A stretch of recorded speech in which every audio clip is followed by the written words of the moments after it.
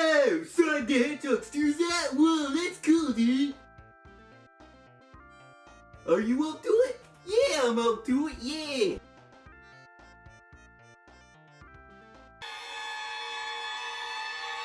I ain't up to it, dude.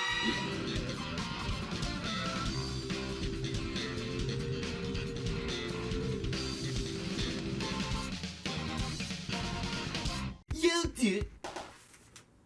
Hello everybody, NitPicker1 here, complaining about issues great and small for your entertainment. And today we're going to be talking about Sonic the Hedgehog 2 for the Sega Genesis. Now, after that dumpster fire video about Sonic 1 and Sonic CD, you'll remember that I didn't really quite like Sonic 1 or CD, especially CD, all that much.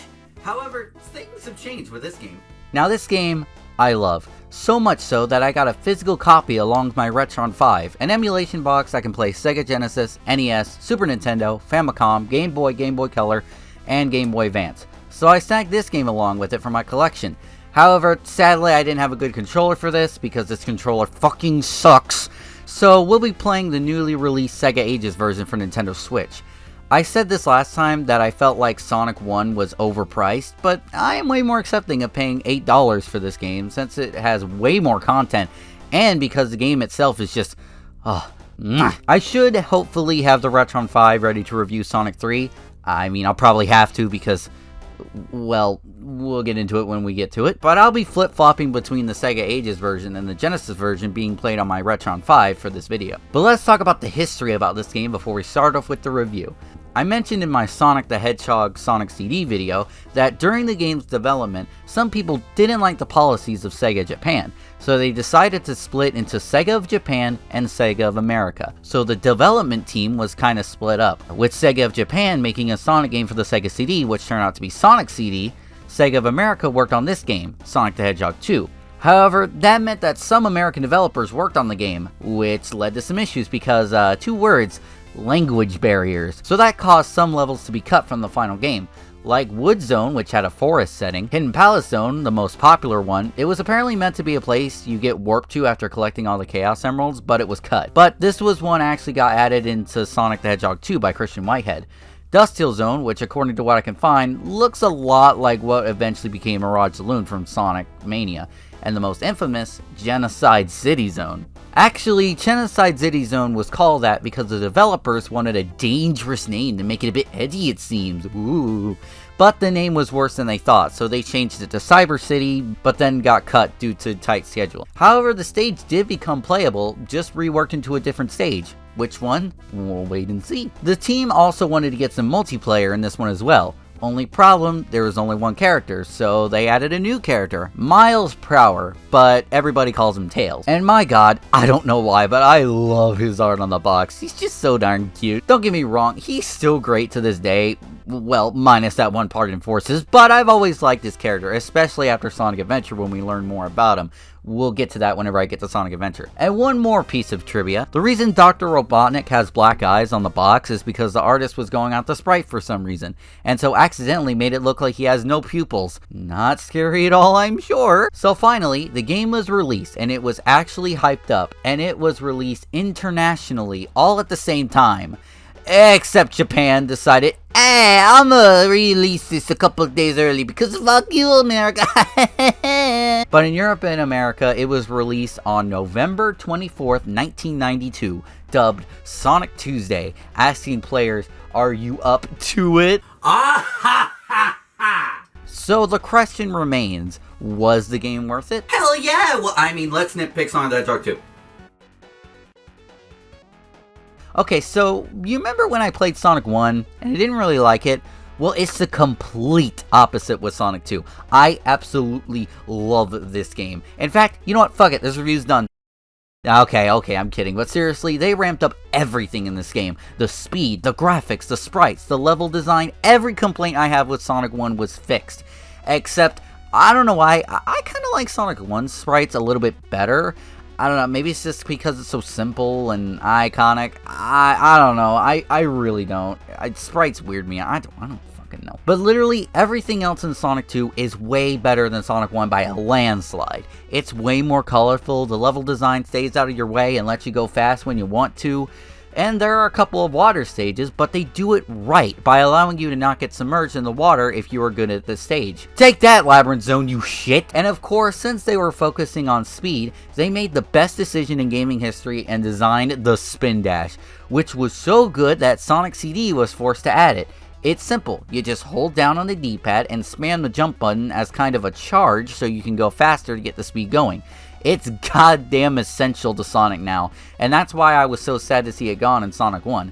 Something just felt really missing, and I cried like a baby, of course. Also, something I really liked is that the zones are no longer 3 acts, but only 2. And I like that because they feel way more refined, and feels like you're not seeing it more than you should. And they're also shorter, meaning it feels faster. And hey, this game is already fast, so making it faster paced was a smart move. Of course, if you hook up a second controller, another player can play as Tails. Well, let me get someone to help me out with testing the multiplayer.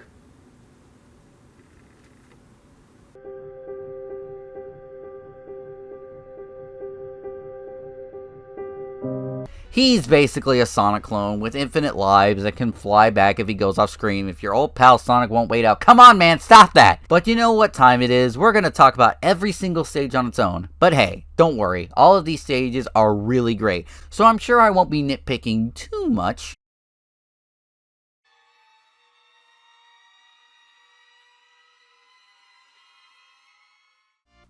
Emerald Hill Zone. Just like Green Hill Zone, but way more colorful, luscious, and green. Honestly, I kinda like it more than Green Hill Zone because it's way more refined and faster paced. Chemical Plant Zone. I got stuck in the water, so it took me forever to beat this game. Am I a champ at this game or something? I never really got stuck at this stage. Like, never. I mean, I did when I first played it, like 3 lives or something, but after that, I could beat this no problemo. I have some trouble with it, but I'm never stuck on it. Also, unlike Labyrinth Zone, if you're good at this stage, you can actually stay out of the water, and by God, I love that. It's miles better because you aren't stuck in water for the entire zone, therefore taking an hour to beat it. Yeah, that'd be annoying, wouldn't it? Aquatic Ruin Zone. Basically, a harder version of Chemical Plant with a kinda jungle ruin theme. Looks nice. And once upon a time, I actually cleared the stage without touching the water, but I don't have the patience for that anymore. But really, the water in this stage isn't that bad. They let you out often, and you're not forced into it if you're good at the game. So I like that. That's way better. That's a big improvement. Casino Night Zone. This is one of the weaker zones. It's not terrible. It's just pushing a bit towards the CD level design, where things are cramped and condensed and you can barely tell where to go. However, it does make up for it with gambling. So, Hilltop Zone. This one is okay, but my god, it's beautiful. I don't really know why, but I really have always loved how this stage looks in terms of its graphics, its color, and all that junk. But in terms of its level design, it's fine. Just fine. Mystic Cave Zone. Just like Casino Night Zone, I found this one a bit too condensed, but this is a cave, so I can let it slide.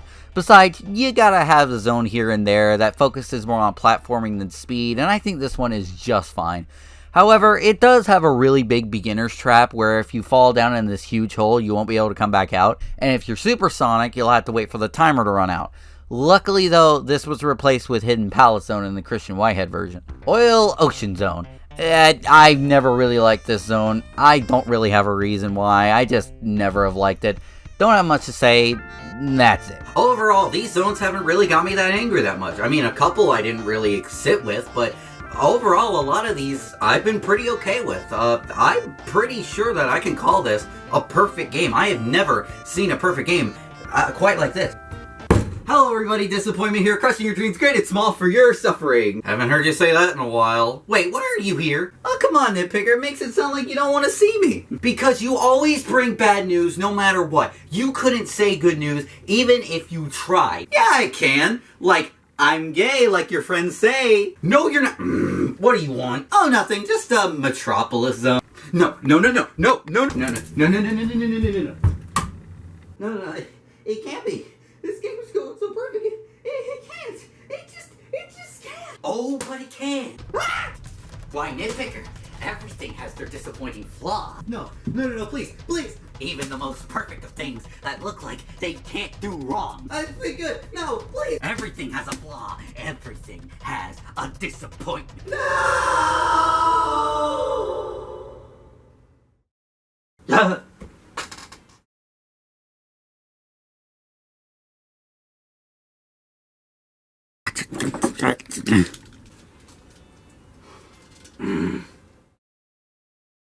Metropolis Zone. This is such a slap in the face.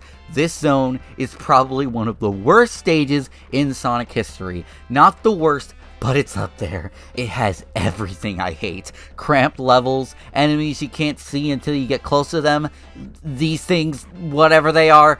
Ugh. You know, Casino Zone and Mystic Cave Zone, I gave them a pass because, hey, they were just fine. They weren't that bad, but this, oh, it is. Oh boy, it is. And not to mention, this zone goes for 3 acts. You remember how I said that Genocide City Zone became 1 act in this game? Well, this is it. So it's still Genocide City Zone in my heart. Also, need I say more? I hate this zone. I repeat, I hate this zone. Okay, we're through with that. We can finally go to the final 3 zones of the game. Sky Chase Zone.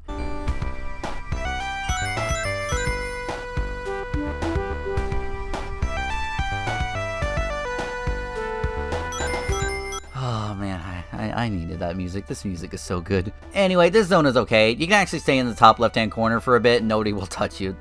So yeah. Wing Fortress Zone. Good luck not falling. That's all I need to say. Death Egg Zone. Okay, so I said in Sonic 1 that I use save states in that game a lot. Now in this game, I haven't had to, because it isn't really that hard. Not really at all. Unlike the first game, this has just the right amount of challenge. It's been great about that.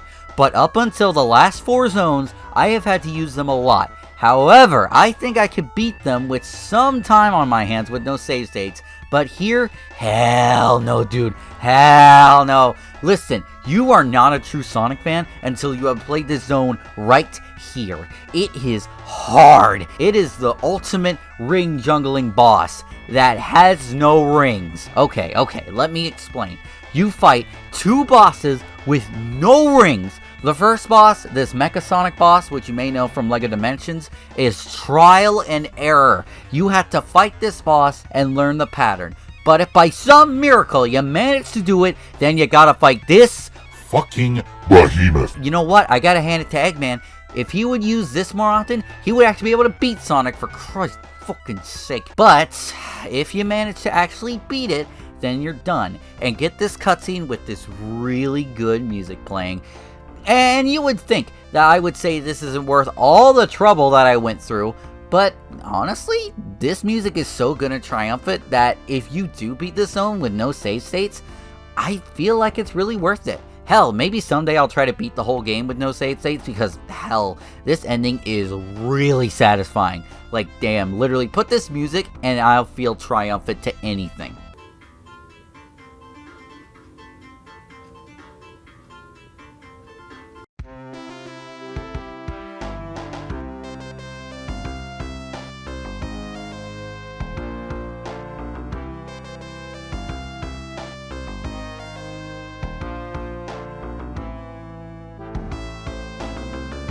Anyway, let's talk about the special stages. I don't really like them. They're a step up from Sonic 1s and CDs, but barely. Tails can really fuck you over while collecting rings. And also the 3D not 3D can really mess with your perspective. These are okay. However, you do get something for getting the Chaos Emeralds this time. Supersonic. Once you've collected all the Chaos Emeralds, or beat the main story and get Supersonic mode in the Sega Ages version, you can play as Supersonic. Basically, he's just an invincible, faster Sonic. That's it. But hey, he's a cool bonus for getting all the Chaos Emeralds, and he's pretty worth it. I like it. Well, I'm finally done. I don't want to see Metropolis Zone ever again. I am done.